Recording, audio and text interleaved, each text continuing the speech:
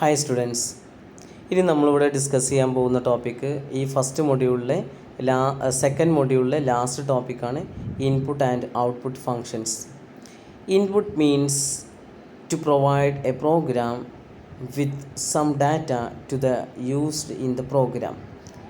Output means to display the data on screen or write data to a printer or a file.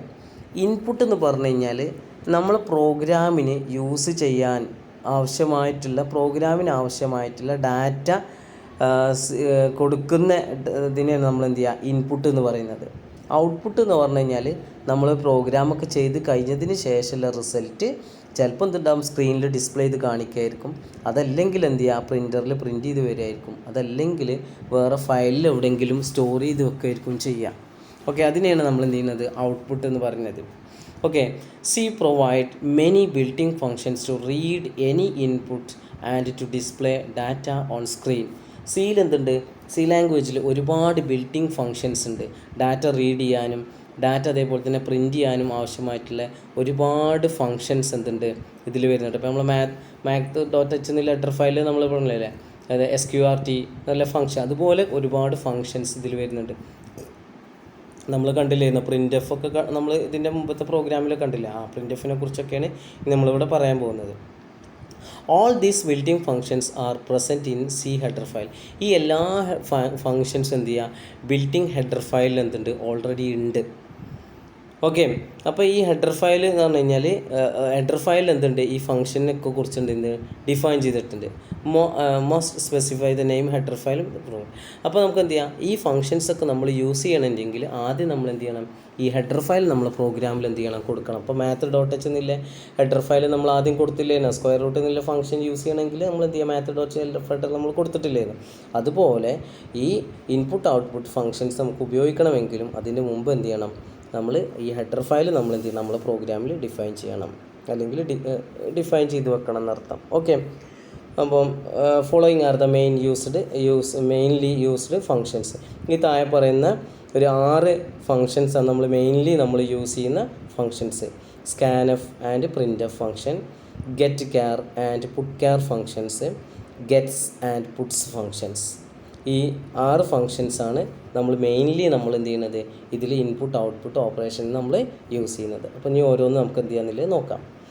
അടുത്ത് first scanf and printf function. Printf and scanf function are the standard input output file named stdio.h.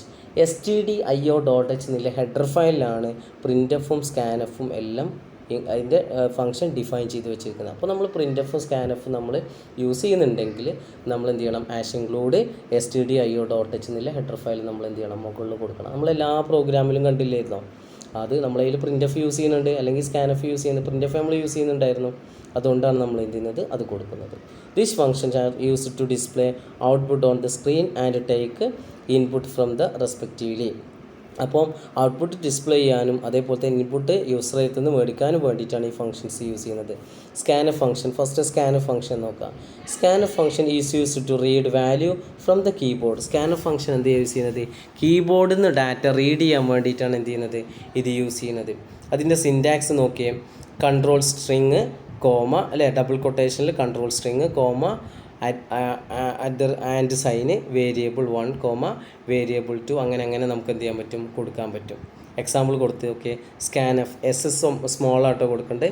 എക്സാമ്പിളിൽ കൊടുത്തപ്പോൾ S capital ആയിട്ടാണ്, അത് space അടിച്ചപ്പോൾ capital ആയതാണ്. ഒക്കെ small ലെറ്ററിലാണ്. സ്കാൻഎഫ് എന്ന് പറഞ്ഞിട്ട് %d എന്ന് പറഞ്ഞാൽ ഡബിൾ കൊട്ടേഷനിൽ %d കൊടുത്തു അല്ലേ.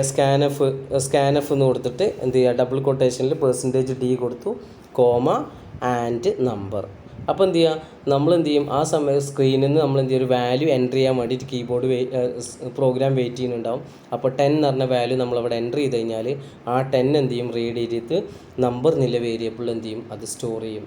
അഡ്രസ് ഓഫ് നമ്പർ എന്ന് പറഞ്ഞാൽ നമ്പർ എന്നുള്ള വേരിയബിളിൽ എന്ത് ചെയ്യുന്നുണ്ടാവും, അത് കൊണ്ടുപോയിട്ട് എന്ത് ചെയ്യും, സ്റ്റോർ ചെയ്യും. %d എന്ന് പറഞ്ഞു കഴിഞ്ഞാൽ ഇൻറ്റിജർ വാല്യൂ റീഡ് ചെയ്യാൻ വേണ്ടിയിട്ടാണ്. %f ഫ്ലോട്ടാണ്, LF ലോങ് ഫ്ലോട്ടാണ്, %c ക്യാരക്ടറാണ്. അപ്പോൾ ഒരു ഇൻറ്റിജർ വാല്യൂ റീഡ് ചെയ്യാൻ വേണ്ടിയിട്ടാണ് ഇത് യൂസ് ചെയ്യുന്നത്. അപ്പോൾ നമ്മളിത് വെച്ചിട്ട് ഒരു പ്രോഗ്രാം കാണിക്കുന്നുണ്ട്, അപ്പോൾ നമുക്കൊന്നും കൂടി അതിനെക്കുറിച്ച് മനസ്സിലാവും. ഓക്കെ, അടുത്ത print function. Print function is used to display the output on the screen. Print function എന്തിനാണ് യൂസ് ചെയ്യുന്നത്? ഔട്ട്പുട്ട് സ്ക്രീനിൽ പ്രിൻറ്റ് ചെയ്യാൻ വേണ്ടിയിട്ടാണ് ഇത് യൂസ് ചെയ്യുന്നത്, ഡിസ്പ്ലേ ചെയ്യാൻ വേണ്ടിയിട്ടാണ് യൂസ് ചെയ്യുന്നത്. അതിൻ്റെ സിൻറ്റാക്സ് എന്താ? കൺട്രോൾ സ്ട്രിങ് %d പിന്നെ കോമ വേരിയബിൾ 1 വേരിയബിൾ 2. അപ്പുറത്ത് എന്ത് ചെയ്യുക? സ്കാനഫിൽ എന്തുണ്ട്? ആൻഡ് സിമ്പിൾ ഉണ്ടായിരുന്നു, ഇവിടെ ആൻഡ് സിമ്പിൾ ഉണ്ടാവില്ല.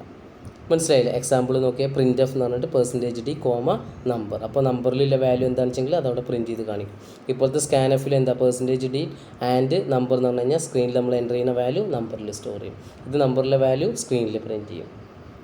ഓക്കെ, അതിൻ്റെ പ്രോഗ്രാം നമുക്ക് ജസ്റ്റ് ഒന്ന് നോക്കാം.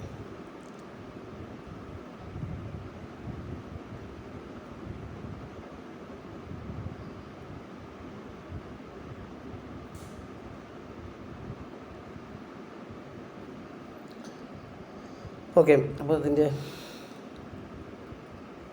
ഇതിൽ പ്രോഗ്രാം മിസ്സായിട്ടുണ്ട് എന്തായാലും. ഓക്കെ, എന്തായാലും അടുത്ത ഫംഗ്ഷൻ നമുക്ക് എന്ത് ചെയ്യാം നോക്കാം.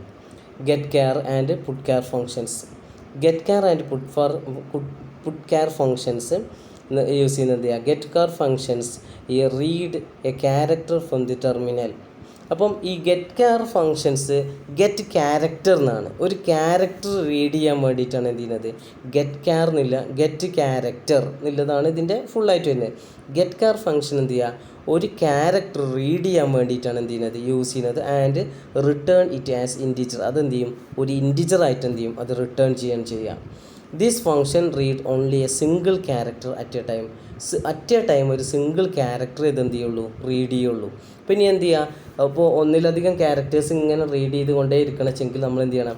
ഈ ഫംഗ്ഷന് നമ്മൾ എന്ത് ചെയ്യണം? ലൂപ്പിൻ്റെ ഉള്ളിൽ കൊടുക്കേണ്ടി വരും. മനസ്സിലായി? അപ്പോൾ ഗെറ്റ് കെയർ ഫംഗ്ഷൻ എന്ത് ചെയ്യുക?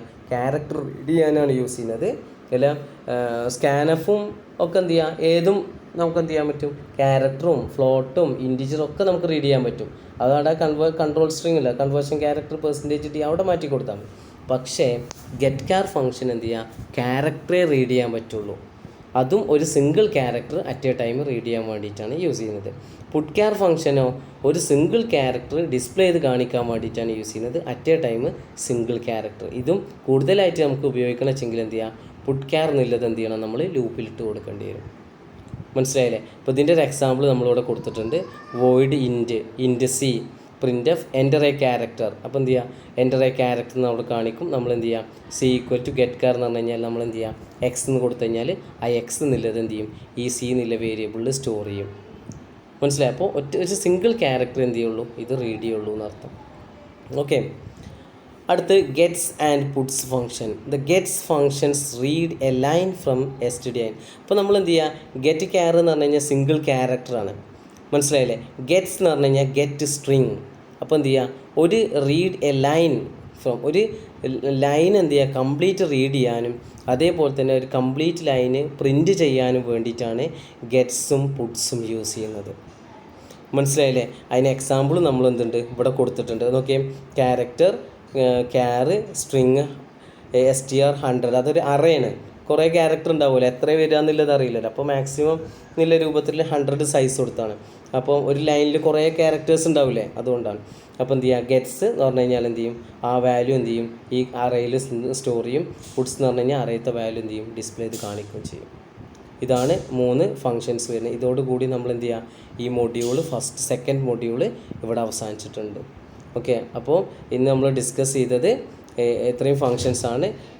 പ്രിൻ്റ് എഫ്, സ്കാനഫ്, അതേപോലെ തന്നെ ഗെറ്റ് കെയർ, putchar, gets and puts. Okay, thank U.